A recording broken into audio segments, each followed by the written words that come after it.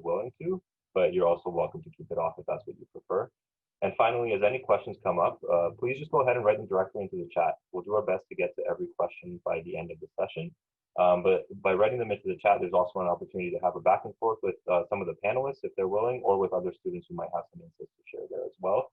And we'll, again, try to get to that Q&A portion toward the end of the session, time permitting. We want to start off with a land acknowledgement, which some of you may be familiar with at this point in time, having attended a few sessions at the University of Toronto. I'm going to read it out first, and then I want to share what this actually means in context today. So we wish to acknowledge this land on which the University of Toronto operates. For thousands of years, it has been the traditional land of the Huron-Wendat, the Seneca, and most recently the Mississaugas of the Credit River. Today, this meeting place is still the home to many Indigenous peoples from across Turtle Island, and we are grateful to have the opportunity to work on this land. A little link is going to go into the chat, sharing a resource that you can click into if you don't happen to be in Toronto at this time. That will give you an opportunity to consider the traditional territory in which you live.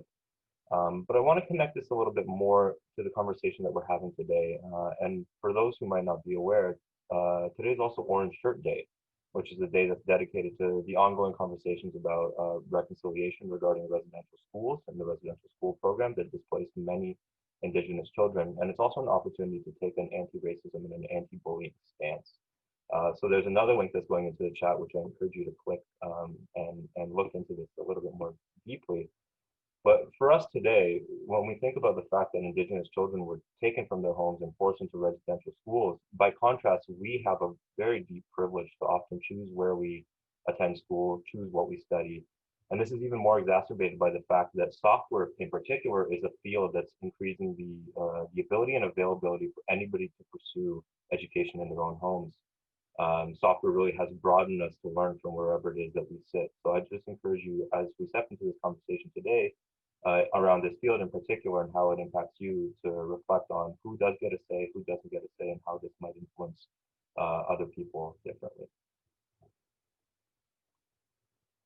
A last little thing to share before we step into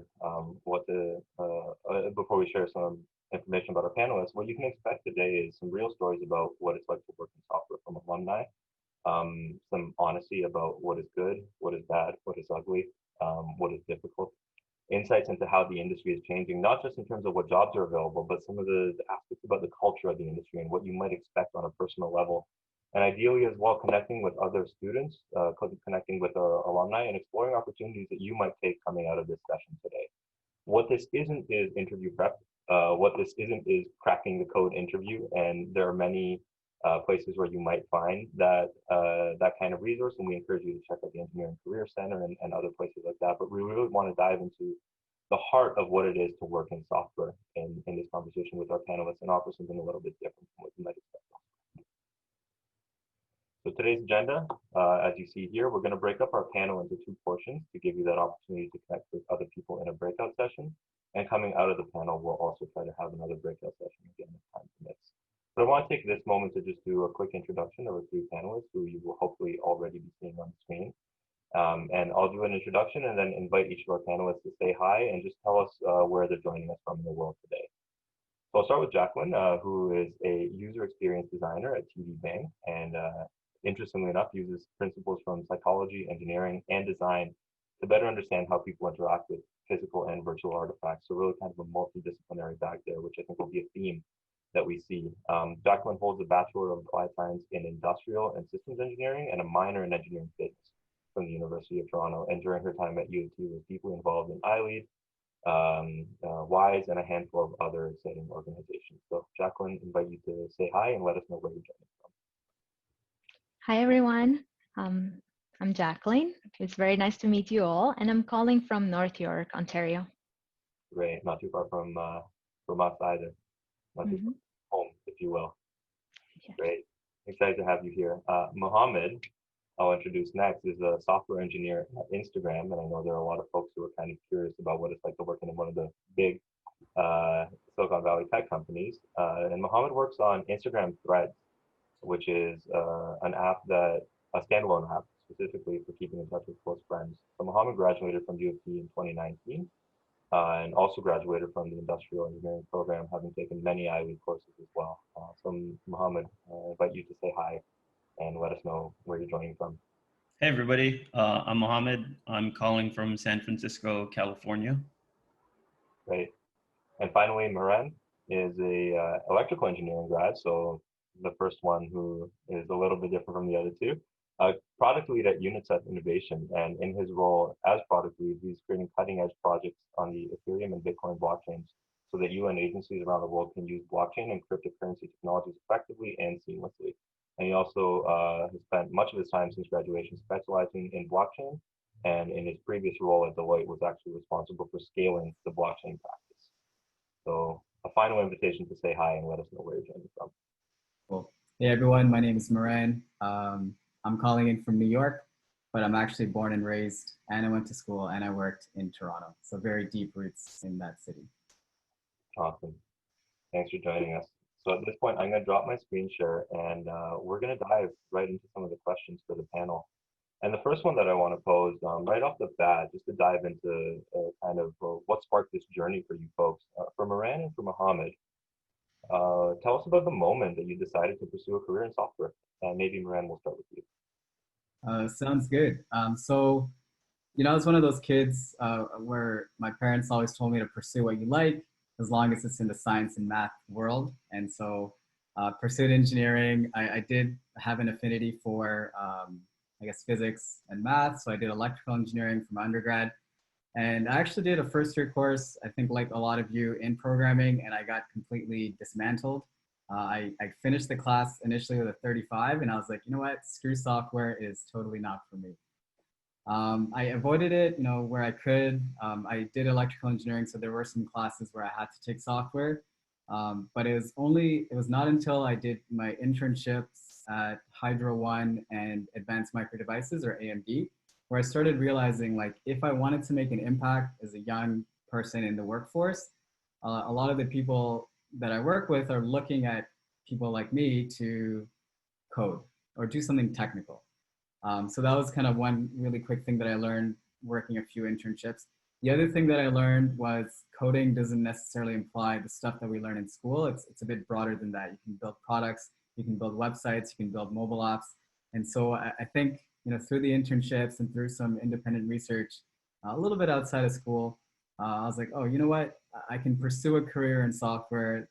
Software is eating the world. You always hear that. And so I shifted gears from electrical engineering to, I guess, more of a software take for my last few years. Great, thanks for sharing. There's that interesting thread of kind of working past that initial discouraging moment, seeing what it could do for you in the long run, and recognizing that what you saw in first year might not be a true reflection of what you could expect in quote unquote the real world. So thank you. Thanks for sharing that. And Mohammed.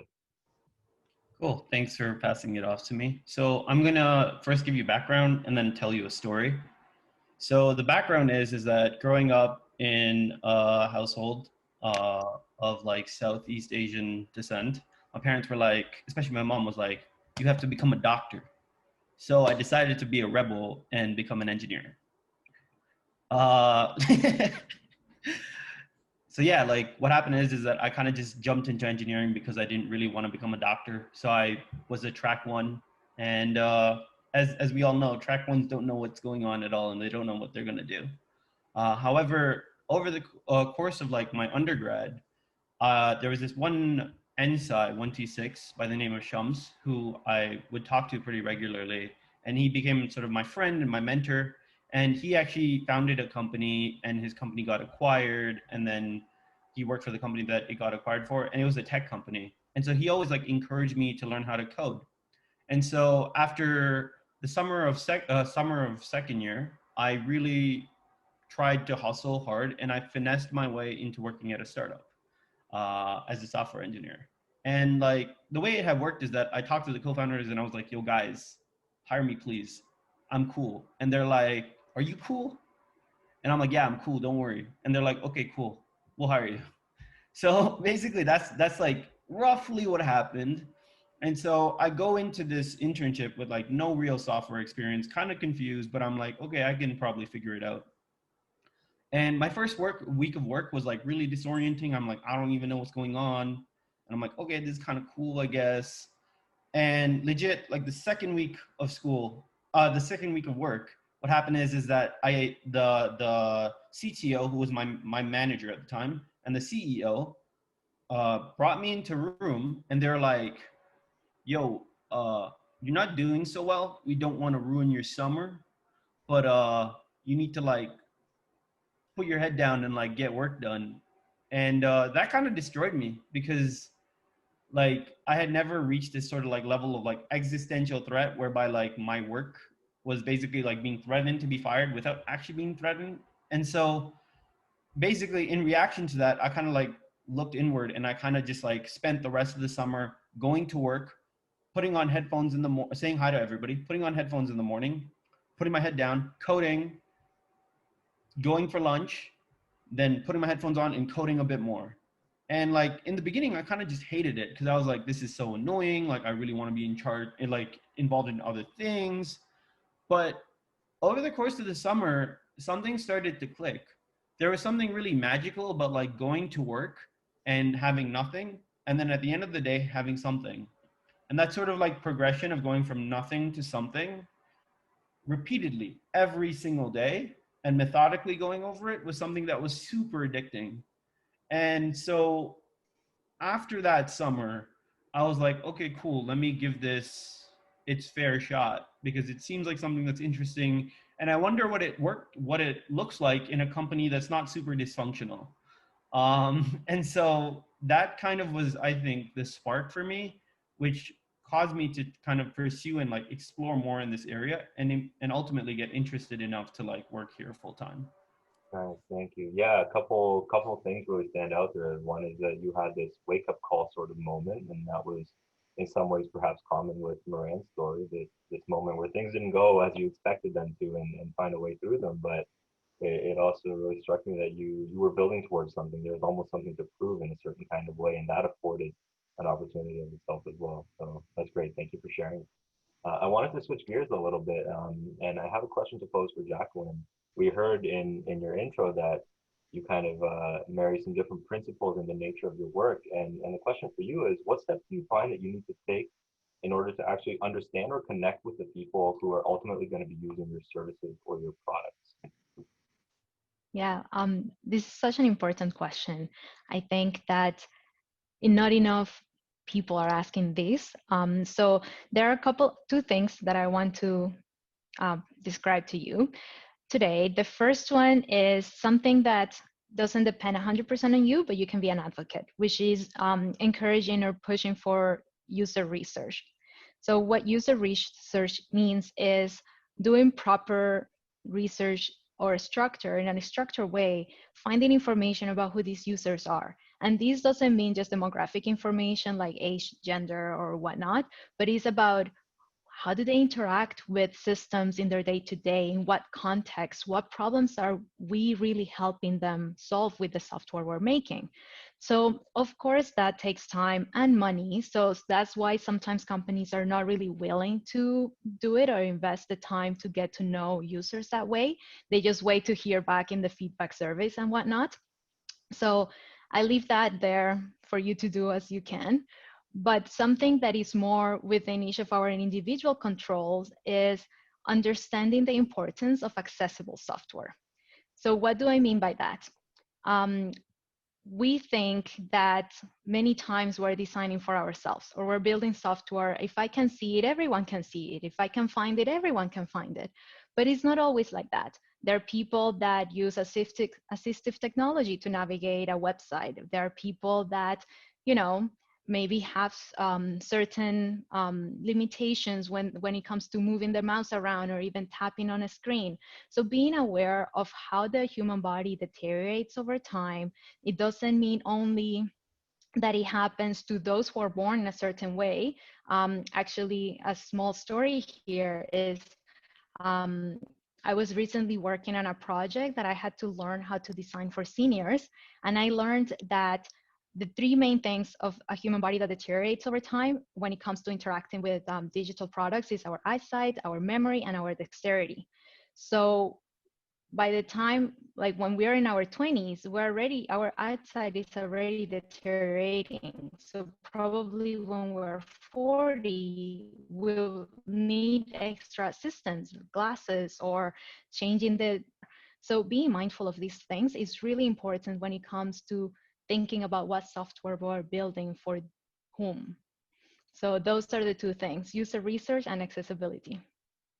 Great response. And it strikes me that there's this opportunity to think about what is happening at the moment that somebody is engaging, but there's also this opportunity to think about what the long-term impact is. I think that we don't necessarily always consider that in depth. Is that important? Recognize that my internet is a little bit unstable here, so if for any reason I'm cutting out, just let me know. This is one of the other parts of the world that we live in these days, so we're doing our best to navigate it.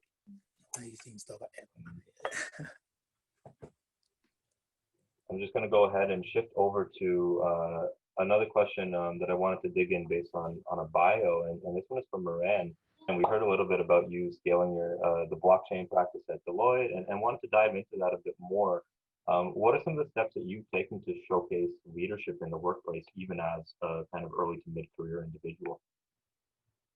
Yeah, of course. I think the principles of leadership are very simple, but I think execution is difficult. What you want to do as a leader is you want to enable others to help your mission, right? And so the two ways that I think I've kind of deconstructed it in my head is one is you have to kind of lead by example to be the change that you want to see. And then the other thing is create opportunities for your teams where they can really maximize their skills, right? So not giving them mundane admin work or recruiting stuff, giving them opportunities like to actually make an impact the same way that you're intending to make impact. And so while I was at Deloitte, I think there was this vacuum because essentially the company was spinning up some proprietary software. Deloitte is a consulting firm, and so they typically try to do software agnostic. So they don't want to like pick one software and deliver only that software. And so a lot of the team had left. And so, I was at Deloitte, I was like young, technical, both savvy and web development, had some interest in cryptocurrencies and blockchain. And I think after a year at Deloitte, I had made a lot of kind of efforts to know the community very well. And so I understood the system and the types of things that people wanted to do. And so I jumped in and I'm like, hey, I have some tech skills, I have some business skills, and I have a community of people that are willing to help build out this practice and learn what needs to be learned so that Deloitte can establish some blockchain eminence and cryptocurrency eminence in the Canadian market. And so, we were a young team, but typically in a consulting firm, young people are aligning PowerPoint presentations, they're up late reformatting documents or fixing typos and stuff. And so I saw an opportunity to say like, oh, you know what? Deloitte has a ton of young people that are probably not in love with some of the repetitive consulting tasks that, other people might love. So let me engage those people and let's start, doing stuff. And so we were building products. Because we knew the products that we were building inside out, we were the ones that were in front of clients as the tech leads, as the design leads, and gave each other an opportunity to excel in this kind of early startup in an enterprise format per se. That's kind of from a work perspective. I think another thing you have to be cognizant of is if you want to help your team succeed, you also have to emphasize the need for balance. I think a lot of the jobs, especially technical ones, the knowledge is usually within the younger crowd. And so a lot of companies will force or encourage you to work crazy hours. And so, leading by example implies that, you are not expecting your employees to work till midnight, but also showcasing that as well, right? Showcasing that, you emphasize the importance of family and friends, that you're taking your diet and your fitness seriously, showing all that and, having those conversations in parallel with the conversations that are necessary for your company or your business to succeed are kind of two areas that I think are very important. So leading by example and also creating opportunities for people to help your mission.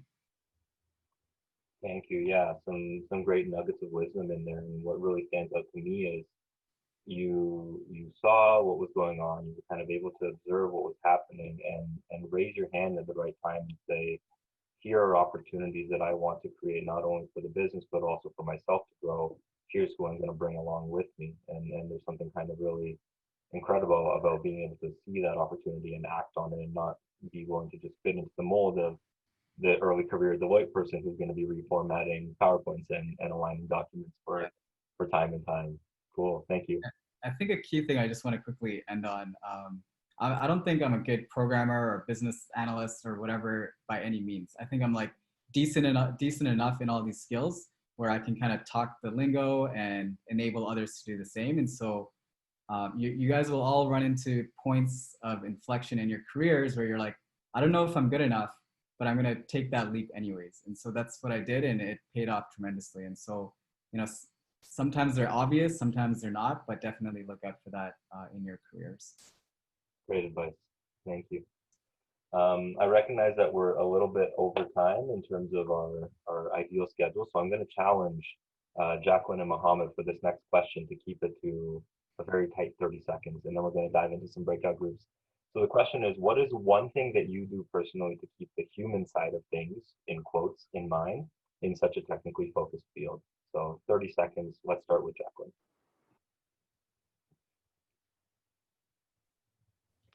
Okay, so the one thing to me is learning and understanding cognitive psychology.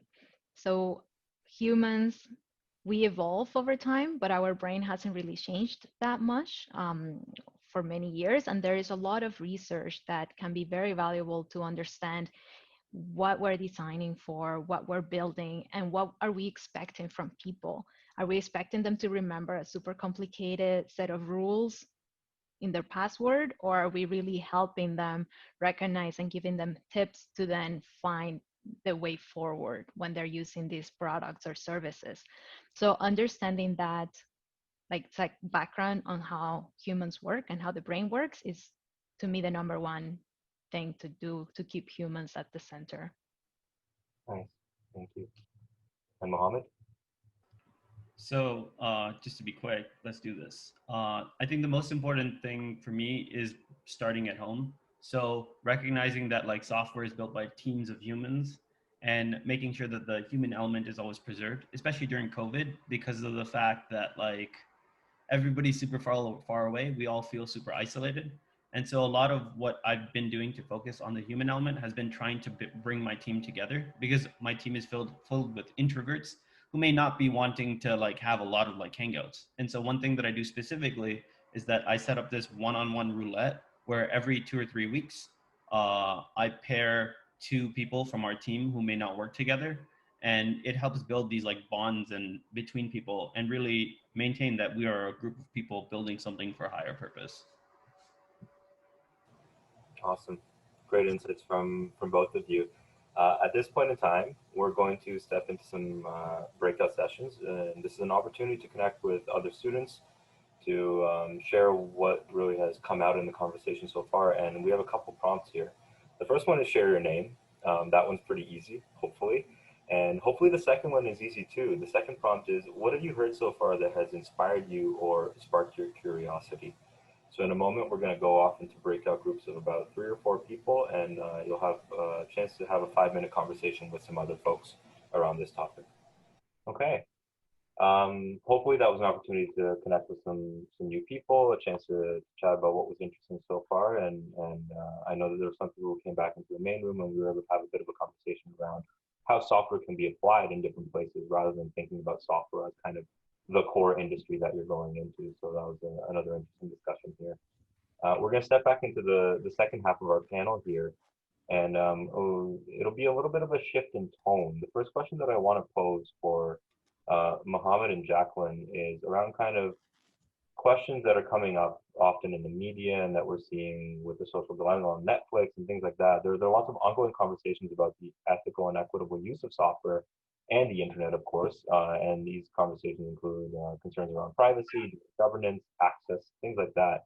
So what kind of ethical considerations come up in your line of work, and what helps you make those decisions? And this is a question maybe we'll start with Mohammed first. Cool. So I work for Facebook, and I don't know if any of you have been paying attention in the media, but we have kind of a rep about this,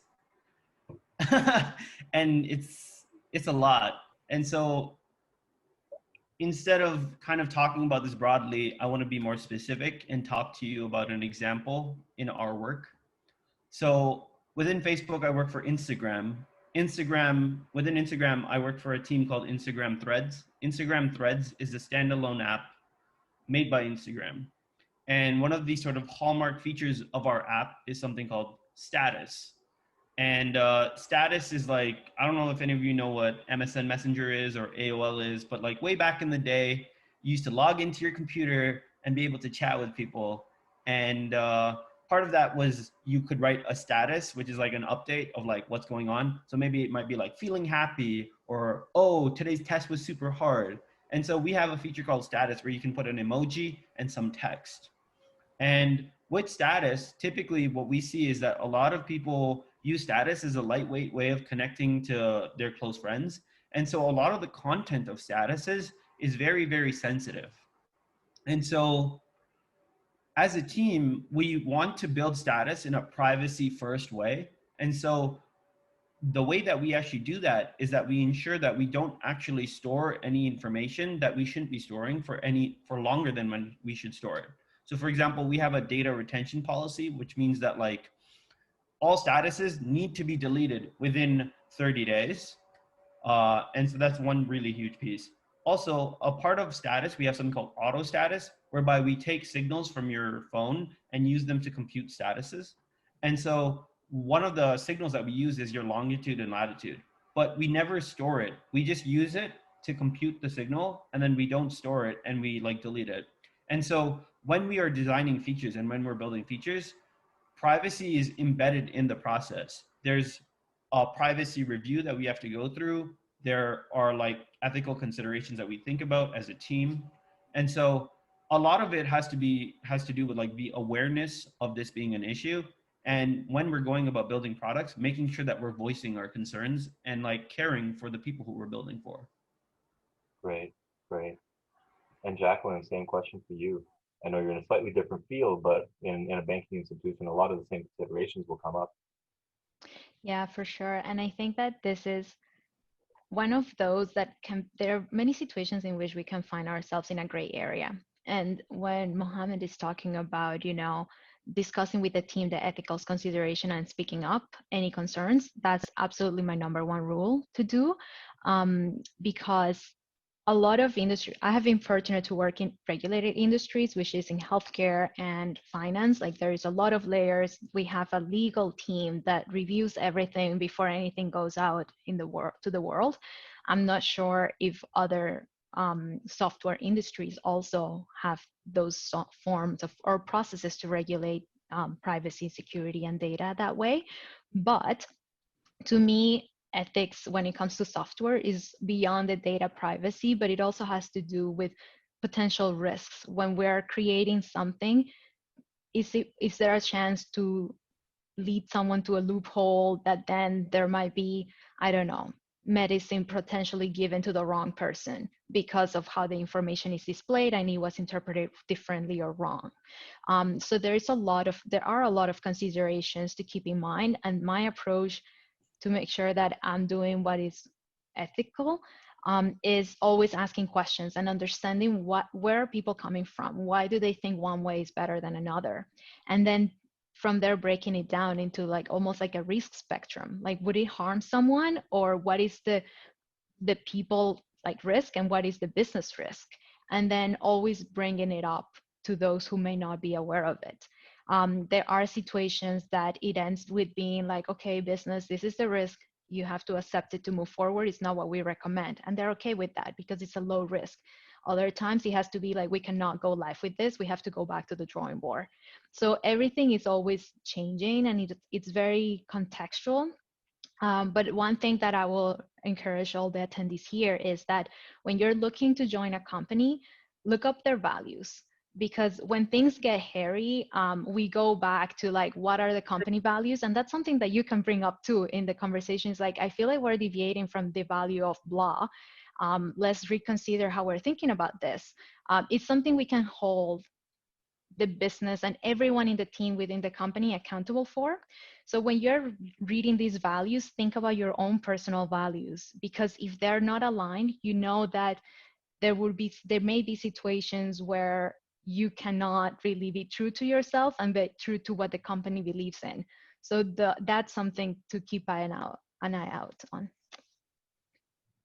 Thank you. Yeah, really great kind of depth of response from both of you there. And there's obviously these kind of personal considerations, and I love that you brought values into it. It speaks a lot to what Mohammed was saying as well, kind of continuing to ask those questions, recognizing when something feels wrong and diving a little bit deeper to figure out why it feels that way, and how that might inform the decision that you make. But you also made this great point about the systems that exist perhaps to protect for the most part, but sometimes there are systems that maybe aren't fully thought through, and again, have opportunities to have questions of them asked, and try to continue to reform those as well. I want to kind of continue down this train of some of these maybe thornier topics, but when we think about, unfortunately, when we think about engineering, at least until most recently, it's often a field that's been very male dominated, and in particular software. Often when we hear stories of the original kind of Silicon Valley companies, again, they're very male dominated. That being said, the industry has been changing in many ways. The engineering profession has been changing in many ways. So I wanted to pose a question to Mehran and Jaquelyn. What kind of cultural and demographic changes are you noticing in the places that you work, and how are you seeing these changes in turn changing the industry? So we'll start with Mehran, and then come back to Jaquelyn as well. Cool. Yeah. So very sensitive topic, but we need to be cognizant of it. We need to be transparent about what we are doing, and to improve the current situation. Some of the trends that I've noticed, and hopefully they're not trends, they're just permanent changes that I'm seeing. Just like looking at everything from a macro perspective, more women are pursuing jobs in tech. I think over time we're seeing tech not only refer to software, but we're seeing it refer a bit broader to that. So when you're going into tech, you're thinking of what business requirements go into a product, what software requirements go into a product, what design things, testing, users, etc. So I think people's understanding of tech is getting broader, and because of that, it is inviting more people to actually understand and pursue careers in it, including women. I think another macro trend that I'm seeing is people are more willing to volunteer time to actually having these conversations, and enabling individuals to pursue and kind of track careers throughout 10, 20-year kind of mentorship programs or partnerships or relations. And then the third thing that I'm seeing is more people more women are pursuing entrepreneurship through software. And so if we keep these three things in mind, we're seeing more people in general advocate and enable women in software.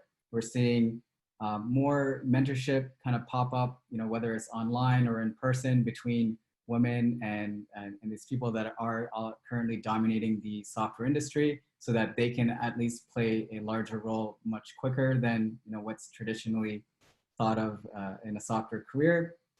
And through entrepreneurship, I think what happens is there's a lot of shift in the money and resources that also go towards enabling these groups. And the reason I'm saying these groups is because I usually talk about it, as like people of color and women, and essentially just minorities that are scared of jumping into tech. And so we're seeing these broad trends. And so as more resources, more entrepreneurs, more mentorship and time goes into these areas, we're seeing a slow uptake in people joining the tech industry outside of the male dominance that we see. I think another cool thing is the world went very digital this year, and so a lot of people are getting information through online mediums. And I think we all have to play a role, but people are already playing a role, talking about how them as a person of color or woman is getting into tech. And so as more and more of this happens, I think generally I'm optimistic of this balance shifting so that it is more representative of people around the world. Thanks, Moran, and appreciate you kind of bringing it beyond just one demographic group and recognizing that there are many ways in which different people are impacted, whether it's by virtue of kind of race or gender or sexuality or any kind of these identifiers that we hold. To that end, I wanted to hand it over to Jaquelyn, and you obviously have an experience with this particular question, so very much wanted to invite you to share as well. Yeah, certainly. And I absolutely echo what Mehran was saying around, how there is more and more diversity in this whole tech industry and software companies. And something that I recently learned about is that there is a difference between having the diversity and truly being inclusive. So by that I mean is that it's great to see that now there are more people pursuing careers and getting the education to get them into the door, into the company. And then the difference to me is that once they have a seat at the table and really have a voice when it comes to influencing the changes and influencing the decisions of that software or that product or service, that's where we really have it, like that's the ultimate goal.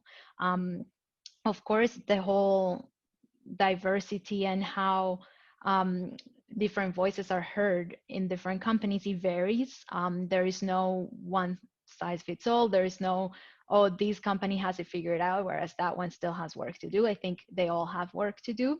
But I think that there is evidence that proves and shows how the more diverse a company is, the more different perspectives that there are brought, the better the results are in whatever problems they're solving. It's part of the thinking that we learn how to do in the engineering process, how to, think about the risks and the different considerations and perspectives and the unintended functions. That's the biggest one that we miss from being silo thinking or just focusing on what we know. So I think having that range of perspectives is really what make a product and software rich. So yeah, with that, I think that there is definitely improvements happening. And I have been very privileged in a way to be part of companies that do value and respect, and they walk their word of being inclusive and really encouraging and empowering anyone, not only women or people of color, but basically any shape, form, and background that people bring. They're truly being embraced, and that is very enriching to be part of a team that brings that and really embraces that.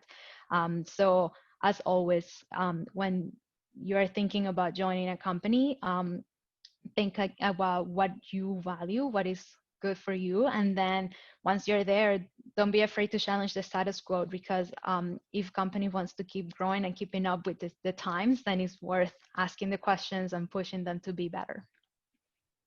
Thank you. Some really wonderful insights there, and one thing that really stands out to me on this topic that you brought up around the diversity of perspectives that having a diverse workforce brings is tying back to what you were mentioning earlier around kind of a diverse audience ultimately, and trying to understand your user, and the fact that the people that you're trying to reach also come from various different kinds of backgrounds and walks of life and approaches, and that diverse perspectives will only help you reach those people that much easier, at least in my mind. But that's kind of a thread that stood out to me in what you were saying. Thank you. We did have a couple more questions, but I'm aware that we're at about 10 minutes to the hour. So I actually want to open it up at this point in time for any student questions. And I know that we had a few in the chat. So for those students who put some questions in the chat, if you're willing to jump on mic and share your question, you're more than welcome to do so right now, if you're willing to take that kind of leadership step to do so. Otherwise, we'll go ahead and read out. It's Annie here. I hear Rosie. Is anybody wanting to speak up? Because I can also share a couple questions that I see in the chat, if that's helpful. Okay.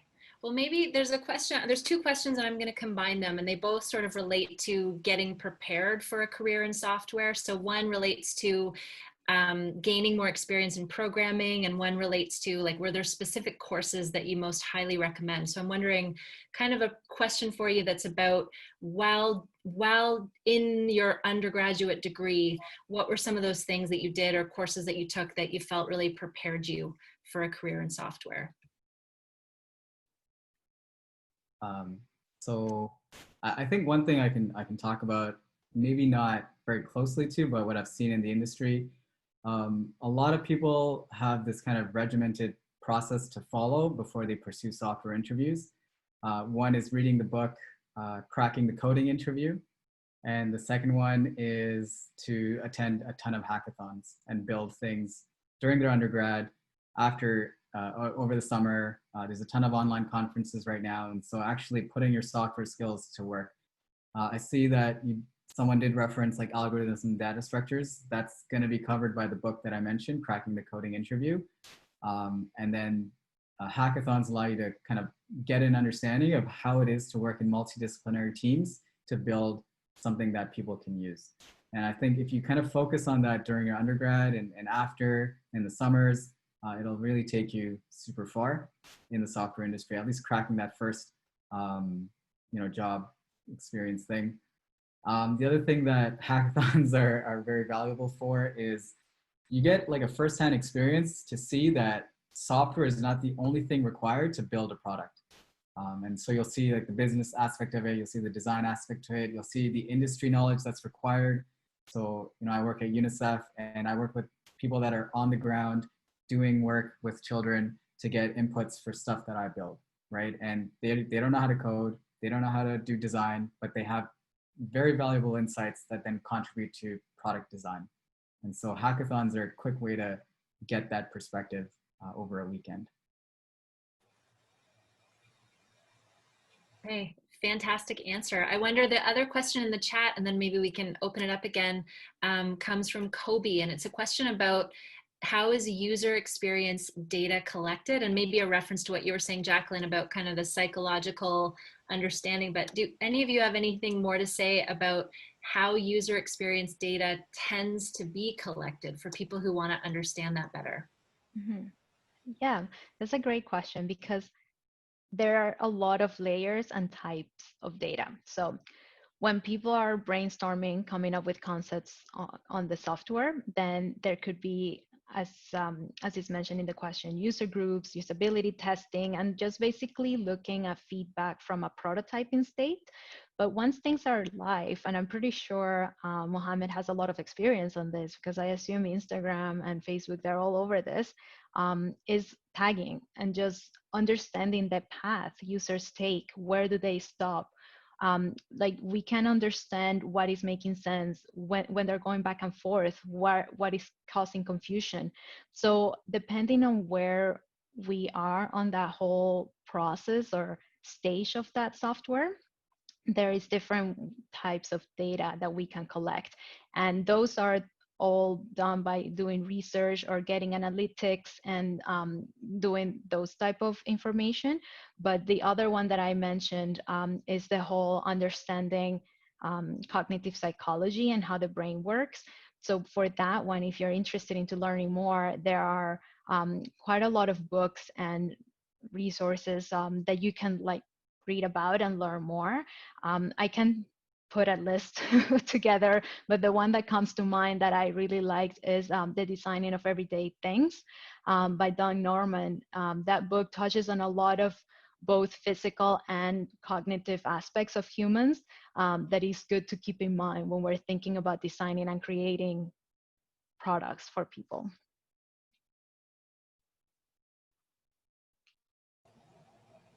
I was just looking to the side because I have that one on the bookshelf somewhere here. Great recommendation. Maybe just one kind of rapid fire question to end us off here is, in 20 or 30 seconds, what suggestion would you have for a student who's looking to explore their next steps right now? The first next step that you would suggest. Can I go first? Yeah, go for it. Sweet. I think this feeds into like the previous question too. Learn how to communicate. At Facebook, it's pretty much a given that you know how to code. The thing that makes people stand out is their ability to communicate and collaborate with people. the technical skills are really important. And like, if you don't have them, like, you're not going to be a software engineer, because like that's part of the job. But the more important and harder skills are to learn how to communicate, learn how to collaborate, learn how to empathize with people. And so just become a good human and try your best at that. And things somehow work themselves out. Great answer. Could I toss this one over to you, Mehran? Yeah, for sure. So I had this mantra: be comfortable being uncomfortable.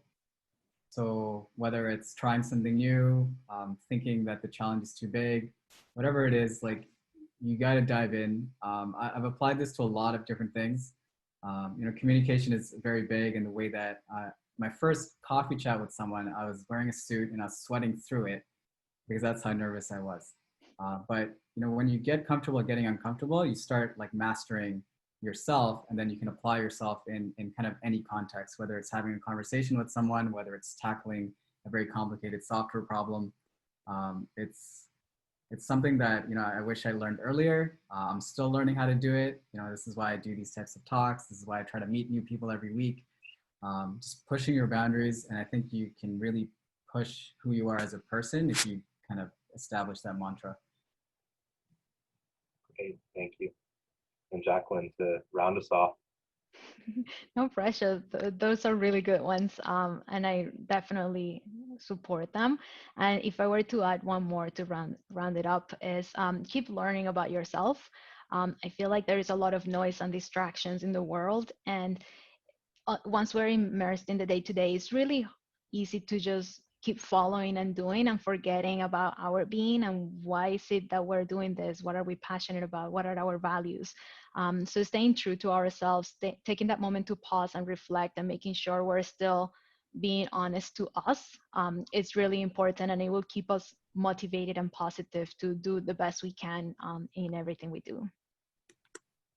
Wonderful responses from all three of you. Thank you. And at this point in time, we're kind of coming to the hour. I know there's some more thoughts that are going into the chat, but I just wanted to offer an opportunity to share a round of applause, either virtual or otherwise, for our panelists.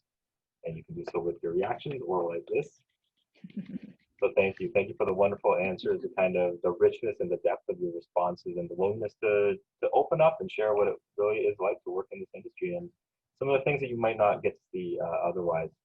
As we kind of wind down here, I just want to put one poll up quickly that'll ask how likely you are to recommend your peers to attend this event, and this will give us a sense of feedback on what we might want to adjust as we continue to offer this in the future. And that poll should be live now. And you will also see some upcoming offerings on your screen for folks who are, based on some of the things we just heard around communication, collaboration, developing empathy skills, interested in diving into some other Ilead programming. So you should see those on the screen right now. The most relevant one perhaps is that the leadership lab tonight is on engineering your peak performance, and Omer Aziz, who's a professional engineer, kind of turned pseudo coach, is going to be coming in for this one. So if you have a little bit of time this afternoon, that link will be going into the chat. You can also join the Ilead newsletter for more career talks like this, more opportunities to come in and engage with alumni and with other students. And you can always stay in touch with us on social media at Ilead.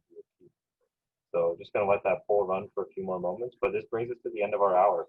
So thank you so much, everyone, for attending, and we look forward to seeing you in the future. Take care.